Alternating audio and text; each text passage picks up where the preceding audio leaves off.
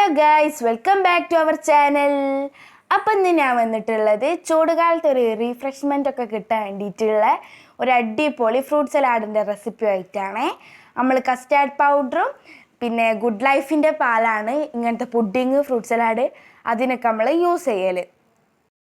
അതിനായിട്ട് നമ്മൾ ആദ്യം തന്നെ ഒരു പാക്ക് ഗുഡ് ലൈഫിൻ്റെ പാലെടുത്തിക്കണേ. നമ്മളൊരു പാക്കാണ് എടുത്തത്, നിങ്ങളുടെ ആവശ്യത്തിനുള്ള അനുസരിച്ചിട്ടുള്ള എടുക്കുക.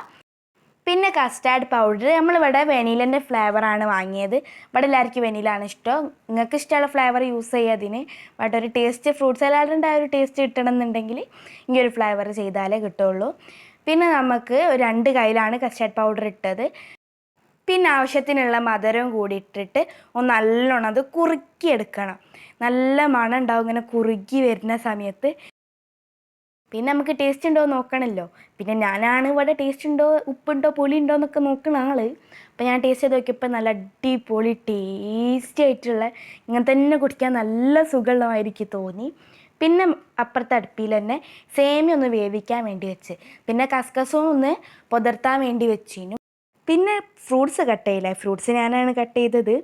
ആപ്പിള്, അനാറ്, മുന്തിരി, പഴം ഇതൊക്കെ ഇട്ടൊന്ന് നല്ലോണം ഒന്ന് മിക്സാക്കിയിട്ട് ഒന്ന് നല്ല അടിപൊളിയായി തണുപ്പിച്ച് കുടിച്ചാലുണ്ടല്ലോ സ്വർഗ്ഗലോകമല്ല, അതിൻ്റെ അപ്പുറത്തെ ലോകവും നമ്മൾ കണ്ടുപോകും.